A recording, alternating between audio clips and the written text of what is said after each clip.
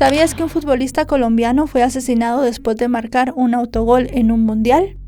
Era uno de los jugadores más queridos de Colombia y estaba a punto de vivir el mejor momento de su carrera. Sin embargo, después de ese partido y tras regresar a su país, una salida con amigos terminó de la peor manera. Su asesinato conmocionó al mundo entero y se convirtió en uno de los episodios más trágicos del fútbol. Si quieren saber todo lo que pasó, quédense conmigo hasta el final del video. Hola a todos, ¿cómo están? Mi nombre es Lesma, espero se encuentren muy bien. Yo como siempre muy contenta de poder estar un día más aquí con ustedes, muy agradecida de que me estén viendo donde quiera que se encuentren. Hoy tenemos un caso sucedido en Colombia, el de Andrés Escobar. Acompáñenme a ver todos los detalles.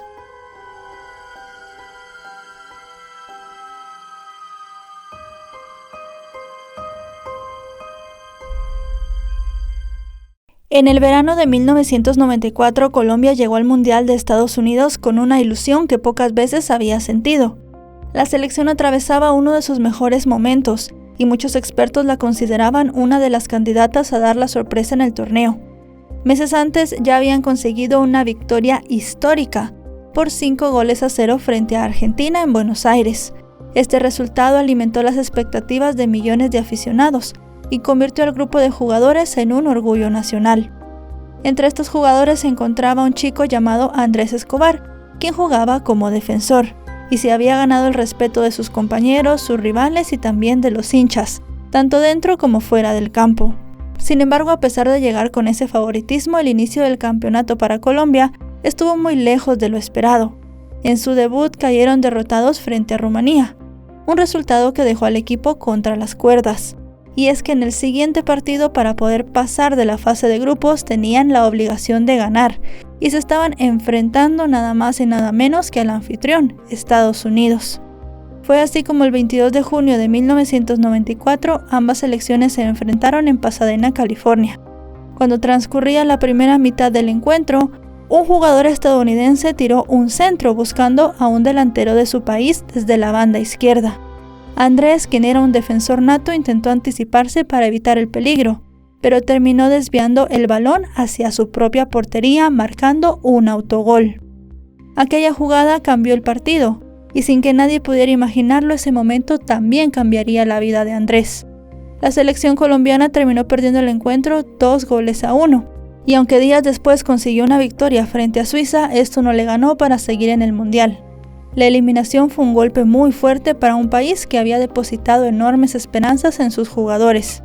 Después de la eliminación, varias personas cercanas a Andrés le recomendaron que no regresara de inmediato a Colombia. Entre estas personas estaban su padre Darío Escobar y su hermano Santiago.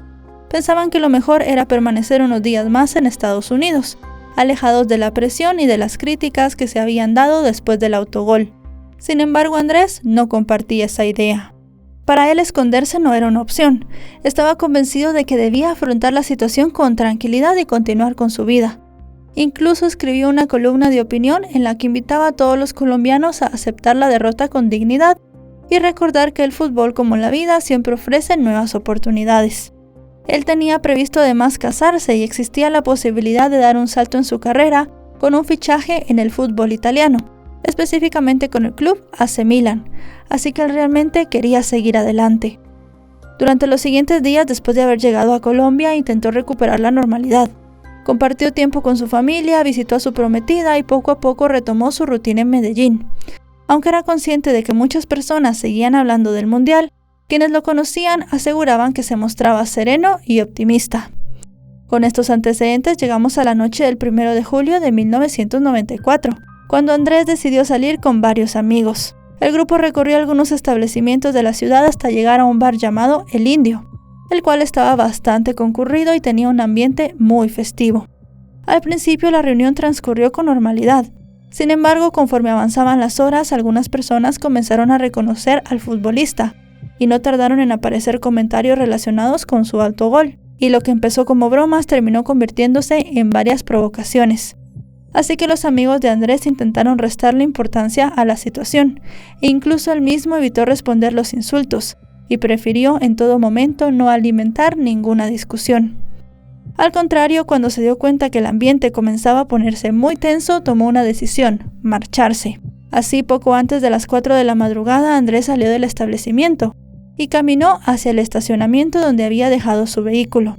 Sus amigos pensaban reunirse con él unos minutos más tarde en otro lugar para comer algo antes de regresar a casa, pero este encuentro nunca llegó a producirse. Instantes después de que Andrés llegara a su automóvil, sonó una serie de disparos. Las personas que se encontraban cerca corrieron hacia el estacionamiento y encontraron al futbolista gravemente herido junto a su vehículo. Rápidamente fue trasladado de urgencia a un hospital, donde los médicos hicieron todo lo posible por salvarle la vida. Sin embargo, sus heridas eran muy graves y horas después fue declarado muerto. Tenía solamente 27 años. La noticia, como podemos intuir, se propagó con una velocidad asombrosa, y en cuestión de horas Colombia pasó de lamentar una eliminación deportiva a intentar comprender cómo es que le habían quitado la vida a uno de los deportistas más queridos del país. Y mientras la conmoción crecía dentro y fuera de Colombia, la policía comenzó a trabajar en el estacionamiento donde todo había ocurrido. Aún no estaba claro quién le había disparado a Andrés ni qué había ocurrido exactamente, y la investigación estaba apenas comenzando. Pero para entender por qué esta noticia conmocionó a todo Colombia, primero hay que conocer quién era Andrés Escobar, más allá de esos últimos 90 minutos que pasó en el terreno de juego. Andrés Escobar Saldarriaga nació el 13 de marzo de 1967 en Medellín, en el seno de una familia de clase media formada por su padre Darío Escobar, un empleado bancario, y su madre Beatriz Saldarriaga. Fue el menor de 5 hermanos y creció en una casa donde el respeto, la disciplina y la unión eran valores fundamentales. Desde pequeño mantuvo una relación muy cercana con sus padres y con sus hermanos, quienes lo describieron como una persona alegre y cariñosa. Durante su infancia era conocido por su energía inagotable. En el colegio prefería pasar jugando al fútbol antes de estar sentado en el salón de clases, lo que le trajo muchos problemas académicos. Pero con el paso de los años, aquella afición al deporte comenzó a transformarse en un proyecto de vida. Su hermano mayor Santiago también era futbolista, y Andrés encontró en él un ejemplo a seguir. Poco a poco fue destacándose por sus condiciones como defensor y comenzó a abrirse camino en este deporte. Sin embargo, hubo un momento en el que todo estuvo a punto de cambiar, y es que cuando Andrés tenía 18 años, su madre falleció de manera repentina. La pérdida fue devastadora, y durante un tiempo él llegó a plantearse abandonar el deporte. Incapaz de encontrar motivación tras la muerte de la persona que más admiraba, dejó de jugar, pero finalmente decidió continuar, convencido que esa hubiese sido la voluntad de su madre. Así, con el paso de los años, Andrés se convirtió en uno de los futbolistas más respetados de Colombia. En 1989 alcanzó un momento muy importante en su carrera, al conquistar la Copa Libertadores con el equipo Atlético Nacional, el primer club colombiano en conseguir ese triunfo. Esto lo consolidó como una de las figuras más grandes de Colombia, y poco después se convirtió en un habitual de la selección. También tuvo un breve paso por Suiza, una experiencia que reforzó su prestigio internacional, y luego volvió a Medellín, al mismo club Atlético Nacional. Con la selección colombiana disputó el Mundial de Italia 1990 y se consolidó como uno de los líderes del equipo. Sin embargo, 3 años después sufrió una lesión que lo mantuvo varios meses lejos de las canchas y puso en duda su presencia en la siguiente Copa del Mundo. Eso sí, Andrés trabajó intensamente para recuperarse y consiguió estar listo a tiempo. Su regreso coincidió además con uno de los mejores momentos del fútbol colombiano, una selección que, como ya les dije, había ilusionado a todo un país. Sus compañeros hablaban de él como un hombre tranquilo, educado y poco interesado en la fama. Era habitual verlo resolver conflictos con calma, evitando discusiones dentro del campo. Y esta forma de ser hizo que la prensa lo apodara el Caballero del Fútbol, un apodo que lo acompañó el resto de su vida. Fuera de los estadios llevaba una vida bastante discreta.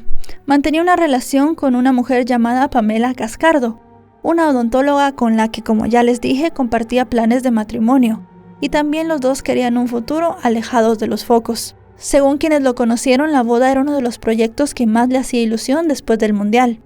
Toda esa imagen contrastaba con la violencia que durante años estaba golpeando a Colombia. El país aparecía constantemente en titulares por el narcotráfico, los atentados y el crimen organizado, y Andrés representaba justo lo contrario. Para muchos colombianos él era la demostración que todavía existían personas capaces de inspirar respeto, humildad y esperanza.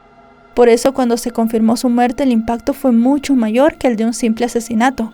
Los colombianos no solamente habían perdido a uno de sus mejores defensores, sino que habían perdido a un hombre que siempre había sido un ejemplo dentro y fuera de la cancha.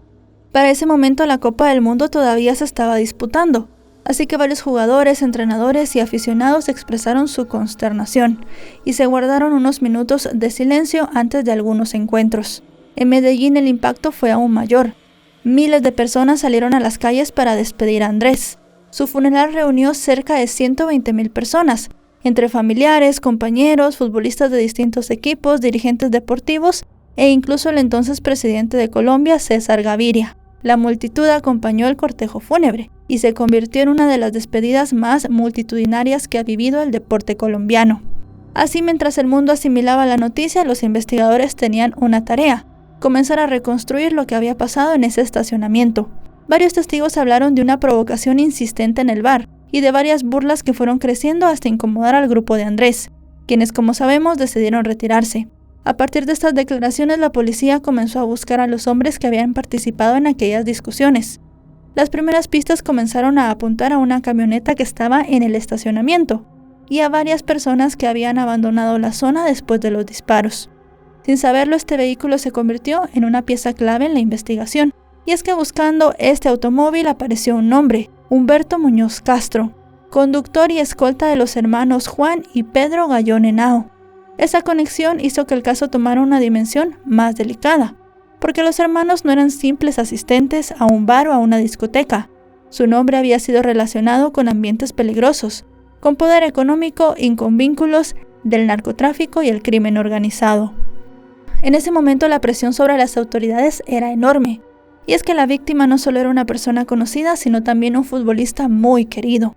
Cada hora que pasaba aumentaban las preguntas y también el temor de que el caso quedara atrapado en las redes de influencia, esas mismas redes que durante años habían protegido a hombres cercanos al crimen organizado.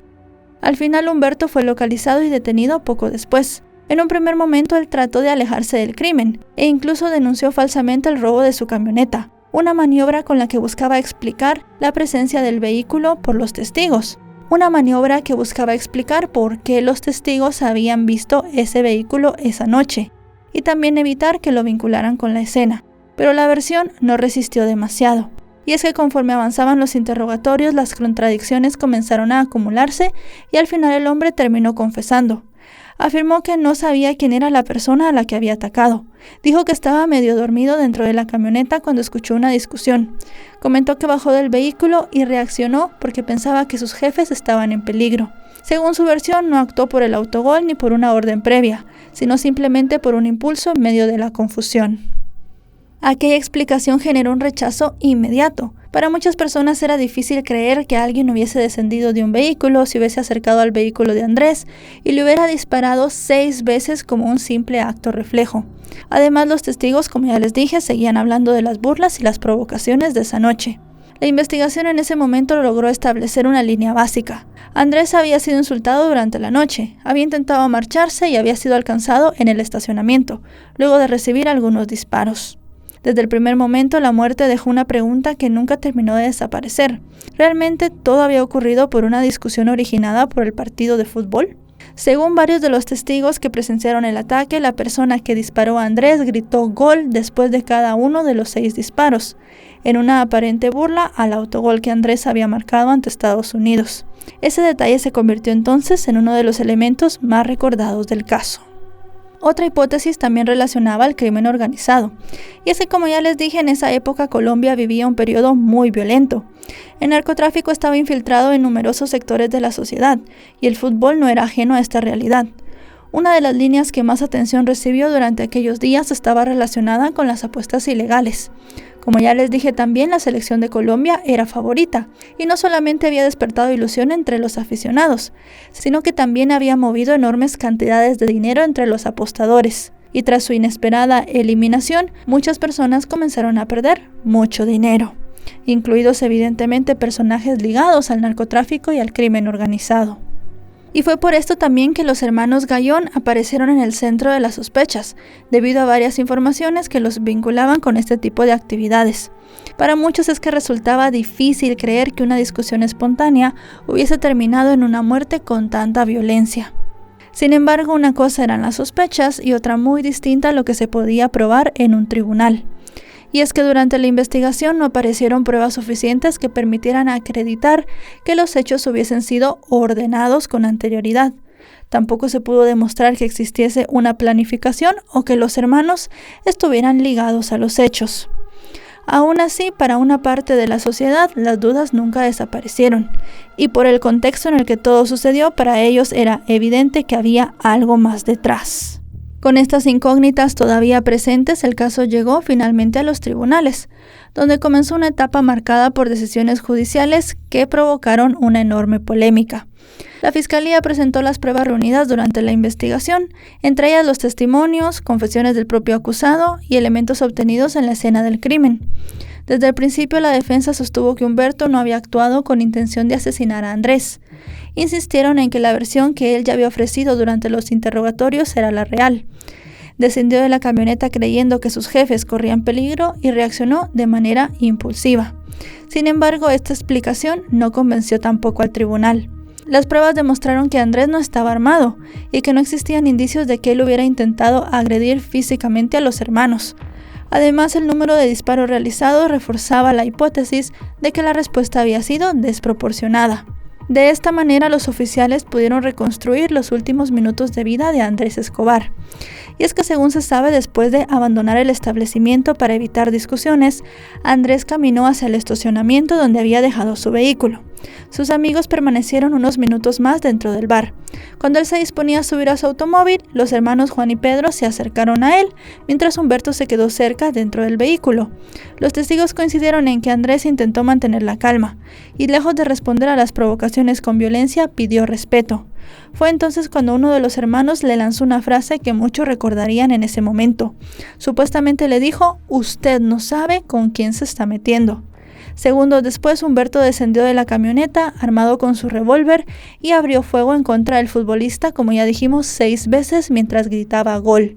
Luego de eso, los 3 huyeron del lugar. Finalmente, con todas las pruebas, Humberto Muñoz Castro fue declarado culpable de homicidio y lo condenaron a 43 años de prisión. Pero la sensación de justicia duró poco. Con el paso de los años, el condenado obtuvo distintos beneficios penitenciarios, los cuales redujeron considerablemente su tiempo en prisión, y en 2005 recuperó la libertad luego de cumplir una parte muy pequeña de la pena impuesta, una decisión que provocó indignación entre la familia de Andrés. La situación de los hermanos también generó una fuerte controversia, ya que durante el proceso ellos sostuvieron que Humberto había actuado por iniciativa propia, al creer que ellos corrían peligro. Esa versión fue la base de su defensa y evitó que fueran condenados como autores intelectuales. Finalmente solo fueron hallados responsables por encubrimiento y recibieron una condena de 15 meses en prisión, y luego de pagar una fianza recuperaron la libertad luego de 3 meses en la cárcel, algo que obviamente provocó también muchas críticas. Las críticas también se dirigieron al sistema judicial. Colombia atravesaba años muy complejos, y en ese contexto no fueron pocos quienes se preguntaron si el caso había llegado realmente hasta donde debía llegar o si las responsabilidades nunca se habían investigado a fondo. Con el paso del tiempo, la familia comenzó a transformar su dolor en un proyecto para mantener vivo el recuerdo de Andrés. Así nació el proyecto Andrés Escobar, una iniciativa destinada a crear escuelas de fútbol para niños y jóvenes de escasos recursos. El objetivo no era solamente formar buenos deportistas, sino transmitir valores, como el respeto, la disciplina, la solidaridad y el juego limpio. Aunque el proyecto tuvo una gran acogida en sus primeros años, algunas dificultades económicas terminaron impidiendo que pudiera mantenerse a largo plazo. Además de eso, la historia de Andrés fue llevada al cine y la televisión en varias ocasiones. Uno de los trabajos más reconocidos fue el documental llamado Los Dos Escobar, que se estrenó en 2010, el cual analiza la relación entre el fútbol colombiano y el narcotráfico durante la década de 1980 y 1990. En este documental se utilizó la vida y muerte de Andrés como un eje principal. Años después, en 2022, Netflix estrenó la serie Goles en Contra, inspirada en aquella etapa también del fútbol colombiano y en los acontecimientos que habían rodeado el asesinato de Andrés. Sin embargo, la producción generó polémica, ya que la familia del futbolista expresó públicamente su malestar, al asegurar que nunca fueron consultados sobre el proyecto, ni tuvieron la oportunidad de conocer cómo sería relatada la historia. Incluso llegaron a plantear la posibilidad de emprender acciones legales, aunque hasta la fecha, ahora que estamos en junio de 2026, no se han conocido avances públicos sobre esa intención. También en 2026, pero en febrero, la historia volvió a ocupar los titulares, cuando Santiago, uno de los hombres de los hermanos que estuvieron presentes durante la confrontación, fue asesinado en México. Su fallecimiento reavivó el interés por el caso y llevó a muchos medios a recordar lo que había ocurrido aquella madrugada de 1994. Sin embargo, este nuevo crimen no modificó las conclusiones ya alcanzadas por la justicia colombiana, ni aportó nuevos datos sobre el caso de Andrés. Ya para terminar, resulta inevitable recordar unas palabras que el propio Andrés había pronunciado antes de su muerte. Y es que en una entrevista explicó que una de las razones por las cuales amaba el fútbol era porque, a diferencia de otras actividades, era un deporte para disfrutar, donde la competencia terminaba en el pitido final y nadie debía perder la vida por lo que sucedía dentro de la cancha. Y también era un deporte donde no se ejercía la violencia. Pero el destino terminó convirtiendo esa reflexión en una de las mayores ironías de la historia, ya que un hombre que siempre defendió el respeto, el juego limpio y la deportividad, acabó siendo asesinado por un hecho relacionado con un partido de fútbol. Más de 3 décadas después, el autogol de Andrés ya forma parte de los libros de historia del fútbol, pero no solamente por la jugada que millones de personas recuerdan, sino por el trágico hecho que vino después. El nombre del joven permanece como el de un hombre íntegro, querido por quienes lo conocieron y además convertido en contra de su voluntad en el símbolo de una tragedia que nunca debió ocurrir. Y bueno, chicos y chicas, hasta aquí el video de hoy. Un caso muy triste, muy impactante, que bueno, viene ahora también a la conversación por lo que se está realizando, la actividad que se está realizando ahora, el Mundial de Fútbol, que también coincide ser en Estados Unidos. Bueno, en esta ocasión hay 3 países anfitriones, pero pues todo trae esto a que se vuelva a recordar lo que sucedió con Andrés, un hecho muy trágico. Si este video les ha parecido informativo, recuerden dejarle un me gusta, recuerden suscribirse si no lo están. Actualizo 3 o 4 veces por semana y si están suscritos les llegará una notificación cada vez que yo suba un video. Ahora sí, nos vemos hasta otro caso. Adiós.